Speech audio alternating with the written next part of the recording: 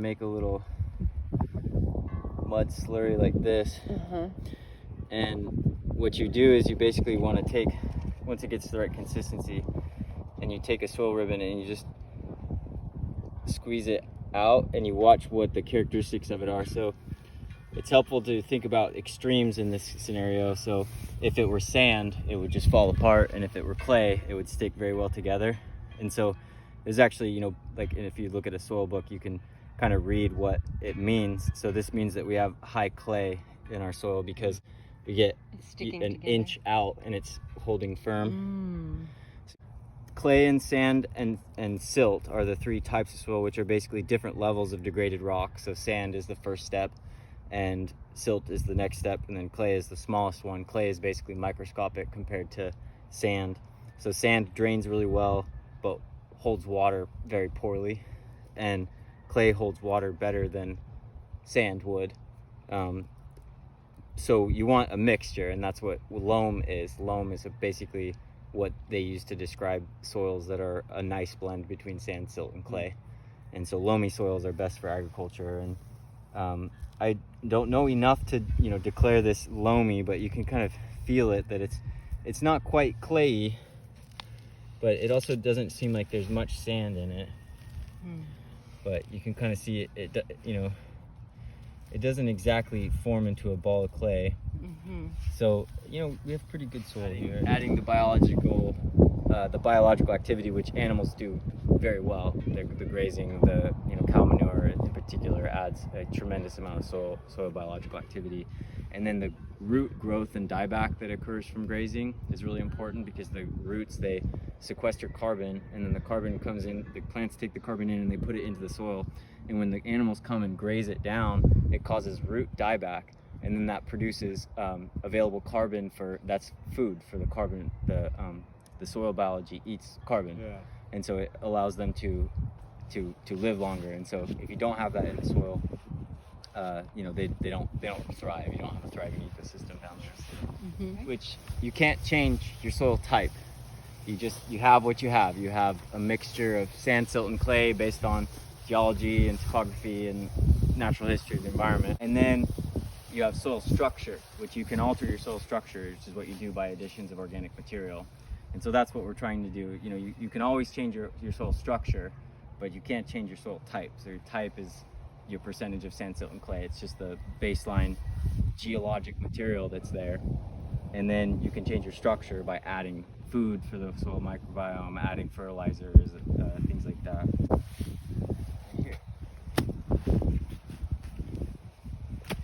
Maybe this was asked earlier, I can't remember. The best soil to have, this is soil aggregate. And what that basically means is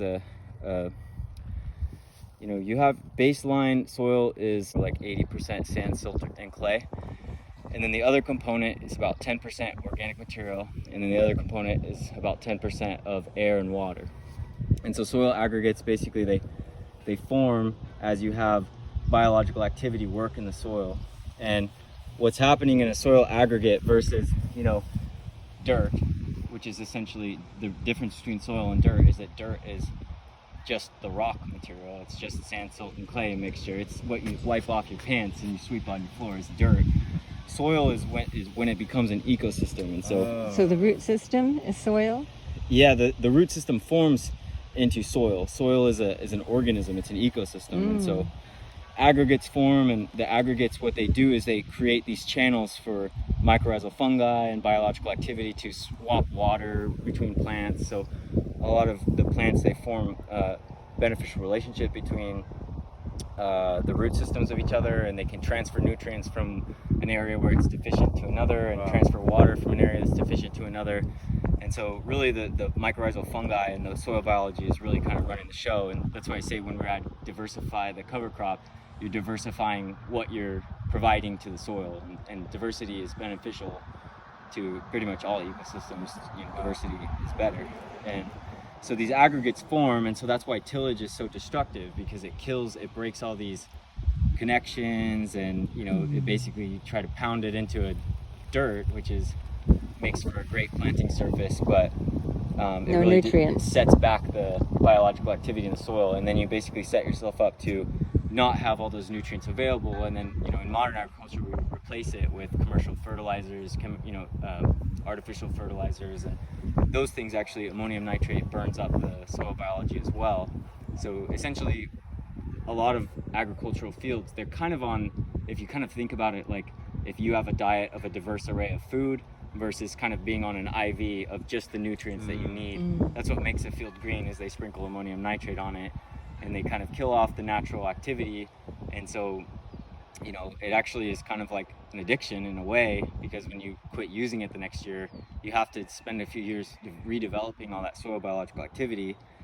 Clover is a nitrogen fixer, and so they are taking nitrogen out of the air and putting it into the soil, and so it takes some time for these organic processes to reawaken. And so the best time to switch to regenerative agriculture is last year. Bad thing or No, good it's a thing? great thing. Just because the Nitrogen is what greens up plants, and you can kind of see as we go a little lower, we get less aggregates. It's more kind of just compacted dirt is what we're looking at. You can see there's very little willingness for the soil to stick together. Oh, right. It's mostly just those geologic materials, sand, silt, and clay, and that's kind of what we got down low. Oh. And so that's the other reason why you might want to plant a higher diversity of crops. A lot of annual crops, they only have a depth of about 2 or 3 inches of roots, but the Great Plains, where the bison grazed for thousands of years and built these immensely deep soils, they had root systems that were 6-8 feet deep. And so imagine if you dumped water on this, it would soak it all up.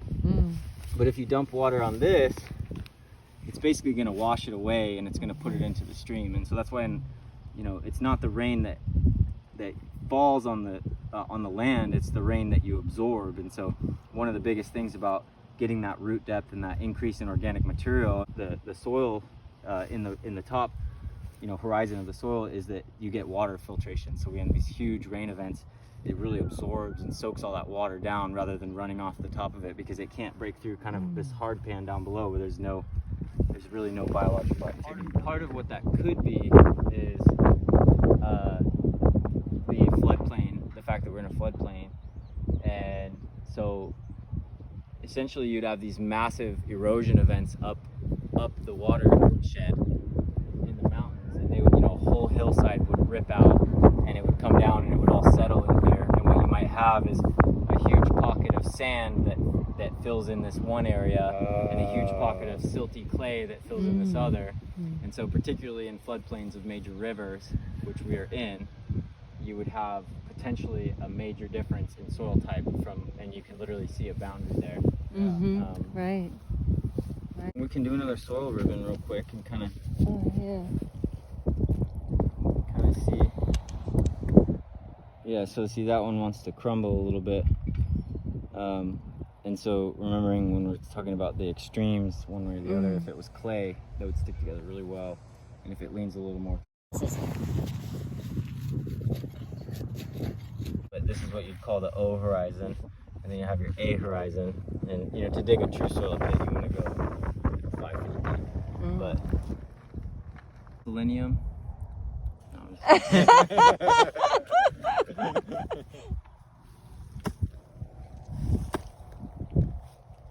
healthy soil biology, just like that's what it does. So they're doing regenerative practices.